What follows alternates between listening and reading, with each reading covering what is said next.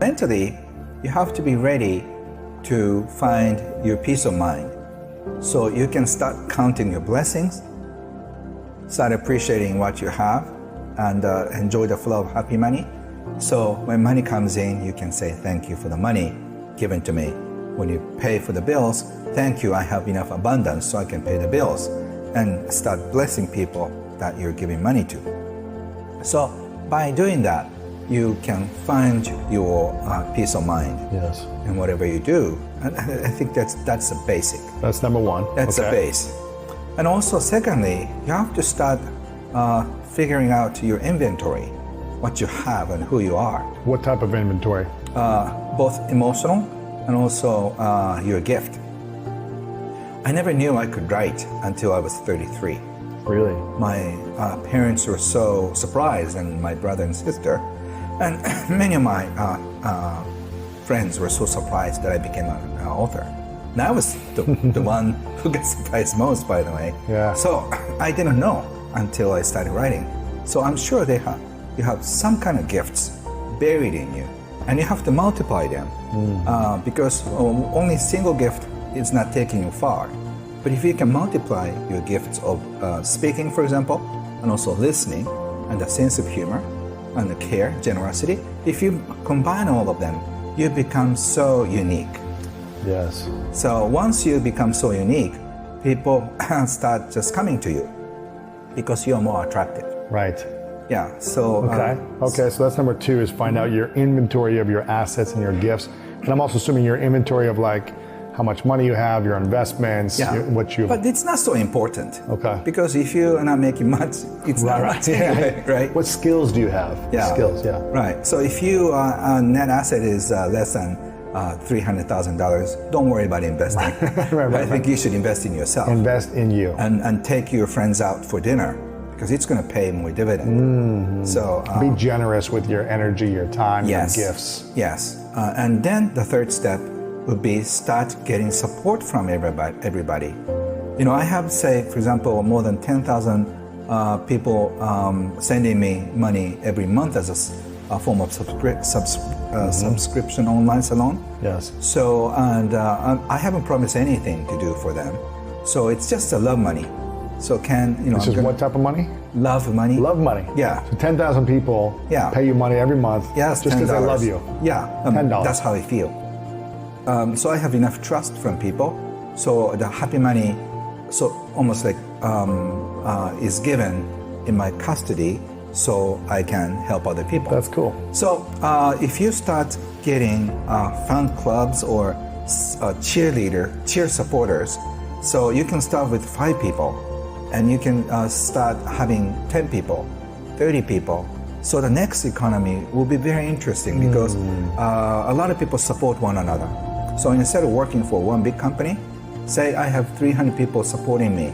Right. Say, and you can increase your monthly support money, say $100 per month.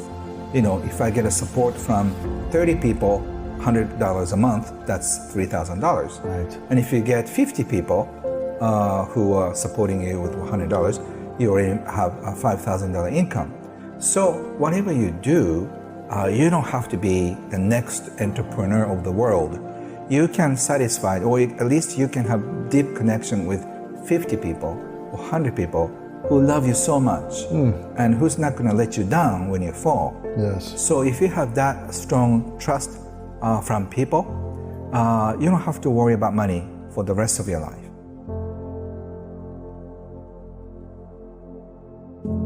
Financial goals people come up with, it's because they want to feel safe. Sense of security. So you don't need to have a goal of $1 million, because when you reach $1 million, you feel like this is not enough. I need more, right? I need 2. And when you reach 2 millions, no, I think I should have 10. 3. Yeah, 3. Yeah, so instead, what I would recommend, imagine a joint account with your wealthiest acquaintance.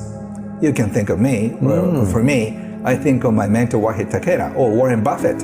Think about your imaginary joint account, and when something bad happens, you can withdraw as much money as you want. Really? So this fun illusion, like imagination. What does that do for you when you have that imagination? You feel that you're not alone. Just imagine if you get that sense of security. Louis, I'm gonna just keep you afloat as long as I live. Wow. And so go for it. Okay. I'll text you if I need you, Cam. Yeah. so if you get an endorsement from wealthy people like that, that's cool. You don't have to worry about it. Just so imagine. How does someone get an endorsement from someone who has a lot of money like that? What can they do? I think you have to live your life purposes. That's another subject. But if you are living your life purpose, a lot of people support you.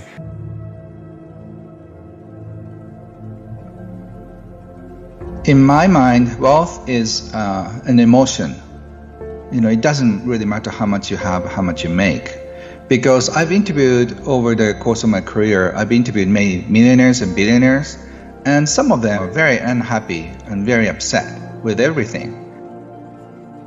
And also among the people who are struggling with life, there are also happy people and unhappy people. So I think wealth is an attitude. If you feel like you're so happy and so content with what you have, you are already wealthy.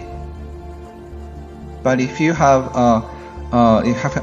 to struggle every day and you cannot find happiness either in your business or in personal life, I think you're not wealthy, even if you have billions in your bank account. The people with the radiance of appreciation often attracts more people and more opportunities. So this is not a new age or a spiritual thing. It's a practice to appreciate more. So what you appreciate appreciates. What should we be thinking about instead of like, I want to make $1 million? Should we be reframing that in a different way? First of all, you really have to figure out what you want in your life. So do you want to be a happy person, or do you want to be a wealthy person?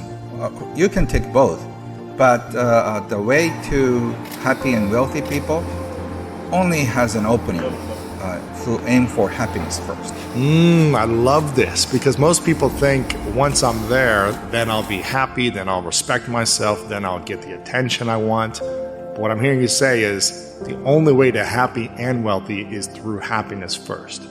Yes, and then if you're lucky, or if it's your destiny, I would say, you may be rewarded with money. Money is the end result of what we get after serving the world. So instead of focusing on what you get, you have to really focus on what you give. And our life is in the middle of giving and receiving. So unless we receive well, unless we give well, we can receive. So we are in this cycle of appreciation or resentment. Either cycle you're in, your life exists. So if you start appreciating your life about everything, including money, your life will be filled with money and appreciation.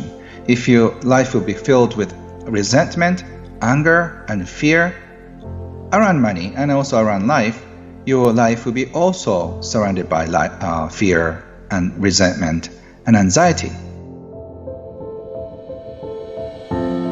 Whatever you invest could end up in half or 30% down. So instead, I recommend people start looking at invisible assets. Because what if you lose everything overnight? If you have gold, what if the government tries to take away to pay all the bills and stuff, which is really happening in China, by the way. Really? So if that happens, I guess you have to be prepared for unthinkable situations.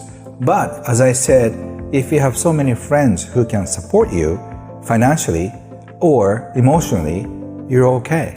So instead of having so much money in the bank account, you should have the trust and strong connections with friends around you, and also reputation with your clients.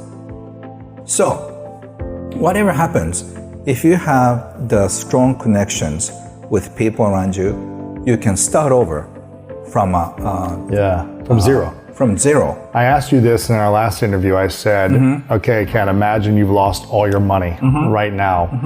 And you had to make $1 million in a year. I don't know if you remember your answer, but I asked you this and you said, I said, what would you do? And you said, well, I would just call my friends up and say, can you give me money? I'd call 10, 20 of my friends up and say, can you give me 100,000 each? Or can I stay in your house for free? And you would offer a service to those wealthy friends that you've created trust and invisible assets with. Right. And sell them something new or whatever it might be. And it's because you have great relationships. Right. That's why you could do that. Yes. So what I'm hearing you say, Ken, is it's important to invest in yourself, which is developing more credibility, respect, and a better reputation with your friends, your colleagues, the industry you're in, your team, things like that. So that if that happens, you'll be able to get something going again. Yeah, so in a sense, I'm having a huge deposit to people's heart. I have given away my booklet for free to 2.3 million people. Wow. So I have a list of those people that I have given away, right? And so they feel like they owe me. That's why they're buying my books and courses. So I have a huge sort of invisible asset and trust already saved up. And I've been giving away for so many things for the past 20 years. I've done lectures for free. I've done so many volunteer work for the people who are in need. So I have this reputation and trust among people. So in the next situation, so whatever happens, I can say, I'm going to talk about the next situation and how we can build our assets in the new currency system, new financial system. A lot of people want to listen to me. So I have built enough credibility. So that's why I'm not afraid of going bankrupt. Because if I go bankrupt, I can say the joy of bankruptcy. I can just say 8 steps to recover from bankruptcy. Right, you have a new book. Right, whatever Here's that what is. I did, and I'll teach you how to do it. Yeah. Right, so I'm not worried about anything at all.